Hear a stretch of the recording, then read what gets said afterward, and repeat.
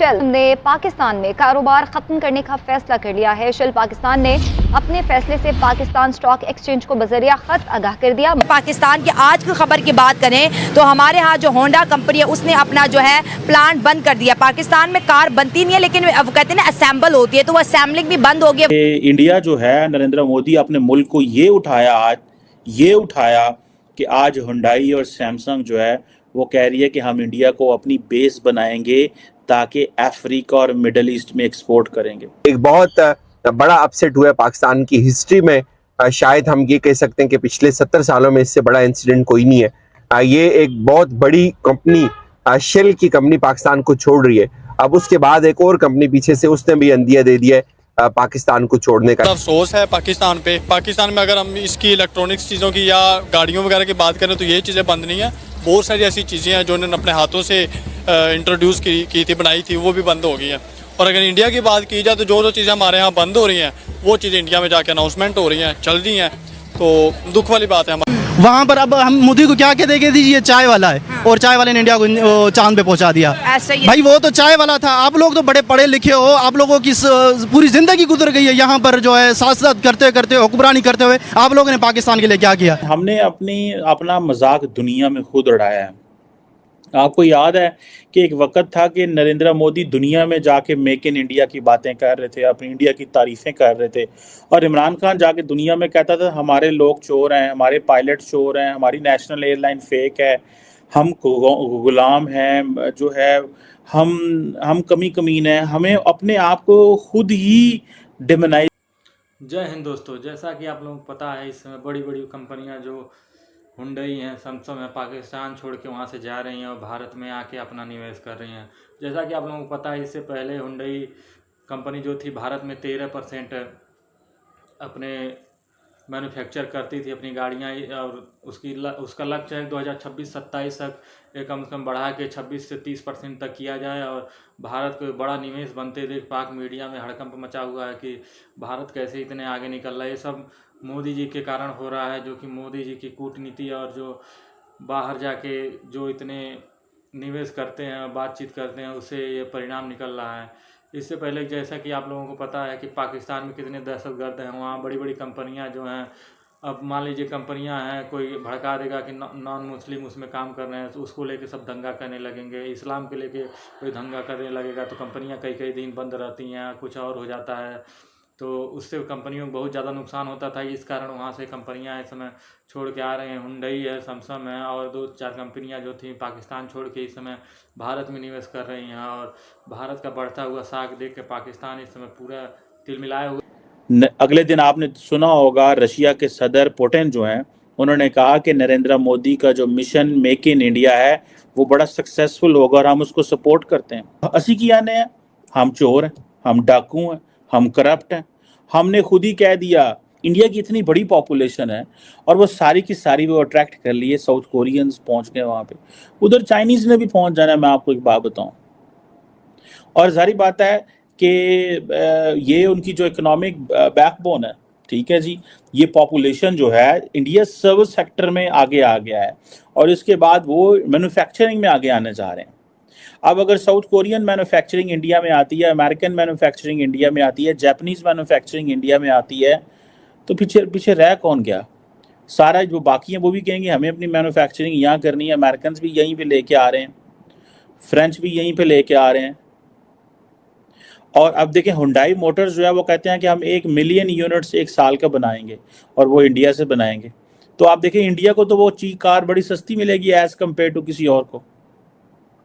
General Motors already India में I think वो भी उसकी मेरा ख्याल ख़रीदने जा रहे हैं, ये हुंडई वाले ख़रीदने जा रहे हैं। सो अब आप इमेजिन करें कि इस वक्त जो इंडिया है वो तकरीबन 13-14% हुंडई मोटर्स की प्रोडक्शन इंडिया में होती है, ठीक है जी। साउथ कोरिया के अंदर 40% होती है, यूरोप के अंदर 10% होती है, चीन के अंदर 18% होती है, नॉर्थ अमेरिका के अंदर 13% होती है।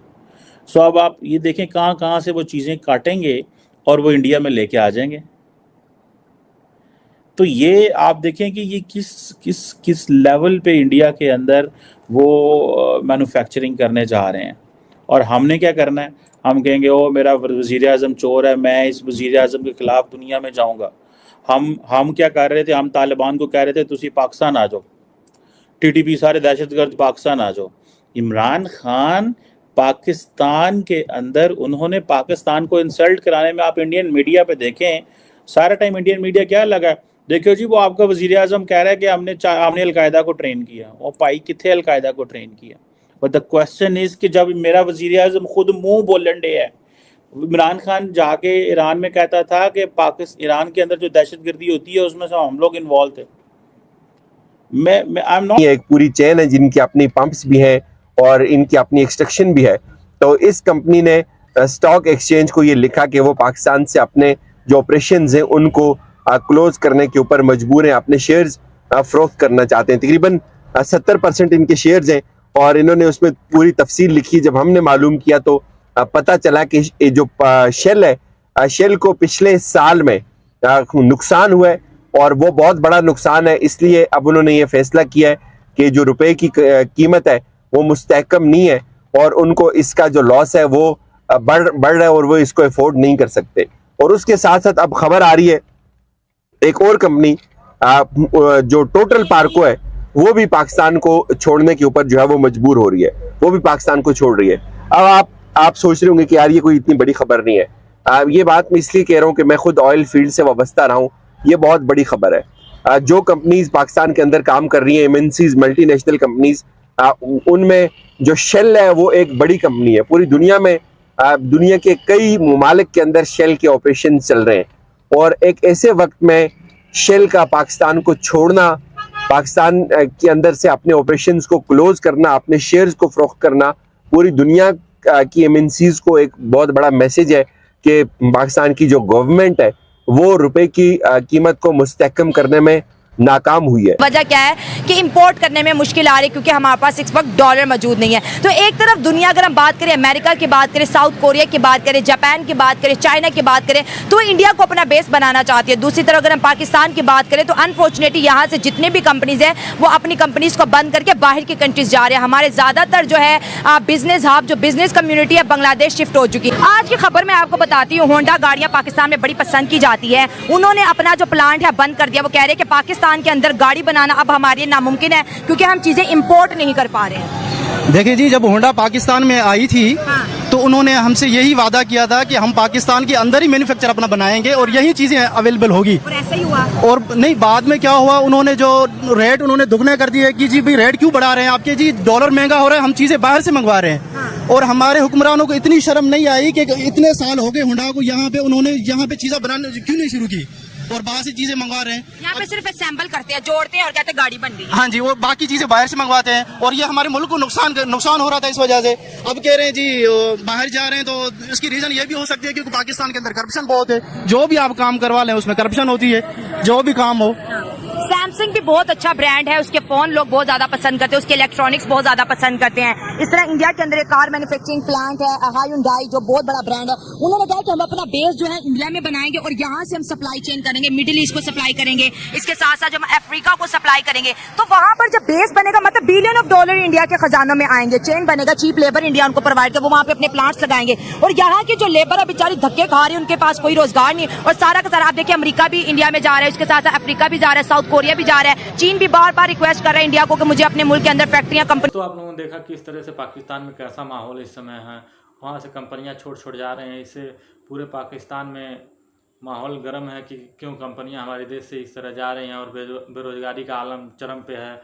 और इसका कारण बहुत ही ज़्यादा ये है कि मदरसे वहाँ बहुत ज़्यादा हैं, मदरसे में लोग पढ़ के जाते हैं और कंपनियां साइंस और टेक्नोलॉजी के काम करती हैं और ये सब मदरसे में पढ़ के जाते हैं, वहाँ पे कंपनियों को परेशान करते हैं। कंपनियां, ये लोग तो परेशान करते हैं, वहाँ की पाकिस्तानी सरकार भी उन लोगों से वसूलती है, पैसा वसूलती है कि हमारे देश में कंपनी लगाए हुए हैं तो मैन्युफैक्चरिंग का कुछ हिस्सा ये सब भी मांगते हैं, जिससे कंपनियां इसमें एकदम त्रस्त आ चुकी हैं, परेशान हो चुकी हैं। इसलिए पाकिस्तान छोड़ के वहाँ से अब जा रही हैं और भारत को अपना हब बना रही हैं। भारत में इस समय बहुत ही ज़्यादा इन लोगों का, कंपनियों का स्कोप हो गया है, बहुत ही तेज़ी से काम हो रहा है इसमें भारत में। बाहरी कंपनियां आके निवेश कर रही हैं। ये सब देख के पाकिस्तानी एकदम जले हुए हैं।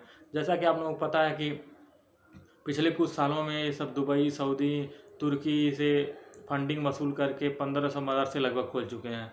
अब मदरसे में क्या पढ़ाई होगी? इस्लाम के बारे में पढ़ाई होगी, साइंस और टेक्नोलॉजी की कुछ बात ही नहीं होगी।